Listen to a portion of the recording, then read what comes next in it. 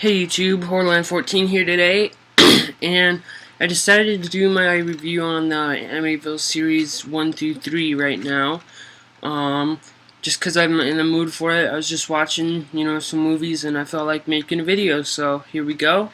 Like I said, I'm just going to review 1, 2, and 3. After researching, I know there's some other ones out there, but I don't know.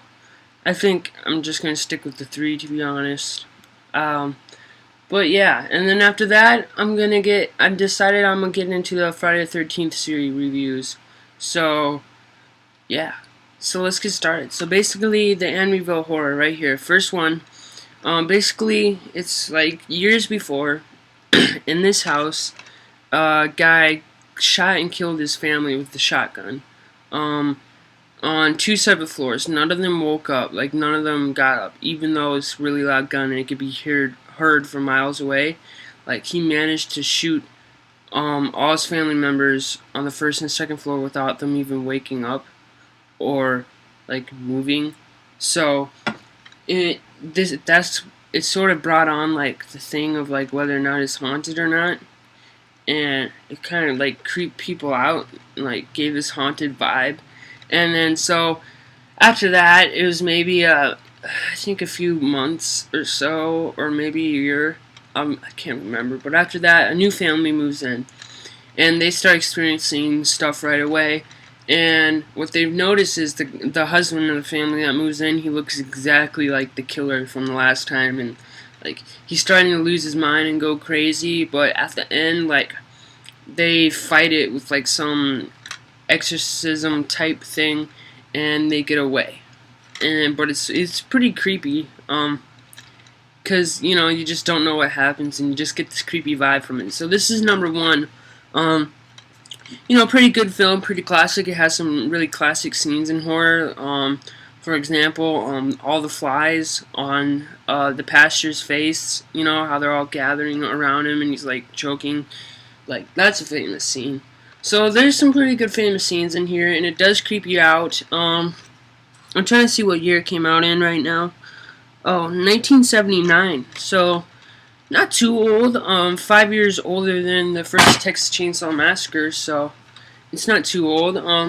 But yeah, I think they did a really good job at this. The sound was a little quiet. Like, even when I turned it up loud, the sound was pretty quiet, but I think they did a good job. So a scale of 1 to 10, probably rating 8. I mean, it could be scarier, and like I said, the sound could be a little bit better, but it's actually a pretty solid film. So there we go. I do suggest this. So now we gotta get to the possession. I gotta reach up just to grab these, because if I take too many out of the shelf at once, they all come tumbling down. Alright. So Amityville 2, The Possession. This one is definitely way scarier. This one definitely did kind of creep the shit out of me, to be honest. I say this a lot, and I'll say it again, not a lot of movies scare me, but this did scare me. Yeah. So, as you can see, here's some back pictures. That alone looks pretty freaky, I'll admit. And then that. So basically, after the family from the first one moves, a new family moves in. That's basically what it is for all of these movies. It gets kind of boring, and that's why I don't think I'm not gonna get the other Amityville horrors, because it's sort of the same thing. So it gets kind of boring. But in this one, it's more horror. I'll admit that. A new family moves in. I believe it's like 2 little girls, 1 big sister, a big brother, and I can't remember if it's like a little brother. But then there's a mom and a dad, and the dad is a child abuser, and the son hates it. And when they move in that house, the son starts to lose his mind, and the first hint that he's losing his mind is when the son puts a gun to the dad after he's beating his siblings and his mom. The son puts a gun to his dad and like threatens to shoot him, and that's when you start to know like something's up. Because normally it seems like he would just sit back and like try wait for the beatings to end. And then further down, he's getting bags under his eyes, and like he did some incest with his sister. It's pretty gross. But something was possessing him to do it. and I don't know, it was around then. It was on his birthday, actually, his 18th birthday, that he really lost his mind. Or his 19th. I think it was his 18th. And he did just like what the family from way, way back in this house did. He took a shotgun and killed his family. And then when he went to jail, he was still possessed. And a pastor, like, tried everything he did. Like, he wasn't allowed to anymore. He was put on break because he was breaking the rules for the church, but he still tried to perform an exorcism on the kid. And in the end, he helped the kid who was possessed escape from the hospital and brought him to the Amityville horror house. And the pastor tried to do an exorcism on him, and the pastor gave up and he was like, I think he yelled, "Lord, don't let this happen to him," or something like that. And to have it happen to him, so like the possession like came out of the kid and went into him. And then the cops came, they got the kid, and then the pastor got possessed. And I don't remember what happened then. I think he was just possessed. I don't think they went quite into detail after that. Well, yeah, on a scale from 1 to 10, probably a 9. Honestly, I think this is way better than the first one. Not a lot of horror series there is that I like a sequel more than the first one, but I like the sequel more than the first one. Thought it was way more scarier, way more on the edge of the seat, which goes with the scariness, and some good scenes and a good story.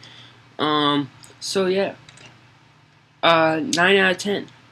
Now let's get to the last one I'm gonna review, which is number 3, or Amityville 3D. Which I was shocked because the first 2 Amityvilles there are, and then you got this one, and it just drops all the way down to PG, like RRPG. Like, how does that work? I don't know, but it came out in 1983. It's an hour and 33 minutes. This one was okay. I mean, it had some scary pictures on the back like that, but honestly, it was not scary. It was a little creepy at times, but really not scary. It's this divorced couple, the dad and this husband and this wife, they have a kid and they're divorced, and the husband moves into the Amityville horror house, and the mom finds out what happens there, so she doesn't want her kid to visit her dad at that house at least, and her kid keeps on sneaking over to her dad's with their friends because they know what's happening, and they're messing with the Ouija boards. And overall, in the end, the girl of the husband and wife, she dies and drowns, and then there's like some creepy possession stuff that goes on. And then at the end, very end, the house just blows up. Literally, it blows up. This was not a really good film, to be honest. And it wasn't bad. It was bearable. It was fun to watch. Like, it's a fun film to watch, but then again, it won't even scare my little sister, and she even gets scared by like maybe a SpongeBob Halloween special, but it's not scary at all. So yeah, I thought they could have done way better. Honestly. So scale 1 to 10, probably a 6. I mean, it's not horrible, but it's not good. I know some people might disagree with me on that. But yeah, that's my review on the Amityville series 1 through 3. And while I'm at it, we're just gonna add the review on the documentary because we're only 9 minutes in, so we have time. Alright, so this is Amityville Confidential. Pretty cool cover. It says classified, little coffee stain and everything. Looks like a case file. But on the back, what does it have? It has the History Channel's Amityville, The Haunting, which says, by the History Channel, chronicles the history of supernatural activities in Amityville, New York. Then there's Exhibit B, which says Amityville, Horror or Hoax. By the History Channel, explores the controversy surrounding the haunting of the residents. And Exhibit C, on location, the Amityville Horror.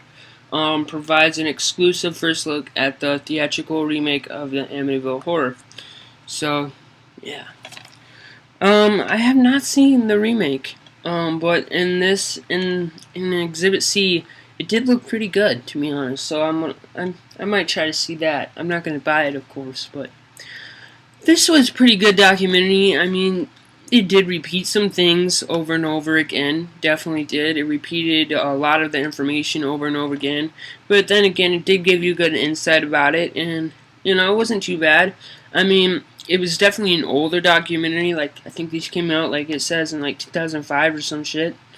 But it wasn't too bad. It did give you some good info. So there we go. 1 out of 10. I'll just say, I'm not gonna. Let's just say 10. I mean, not that it's super duper good, but it's a documentary. I mean, it did give some good info. I'm not gonna go in full detail, but there we go.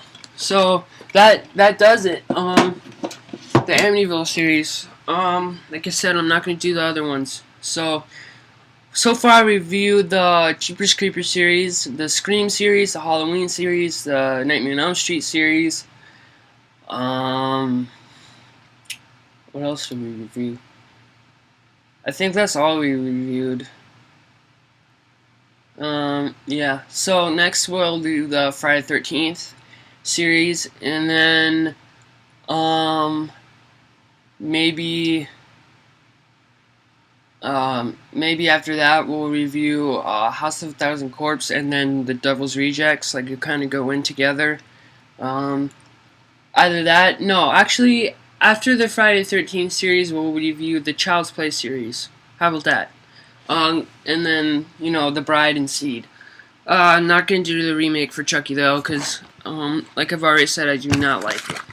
So, thanks for watching. Don't forget to like, comment, and subscribe. Have a good one if you're still on break. And I'll see you later with Friday the 13th review. Don't know if it's going to be today. No promises. So, yeah.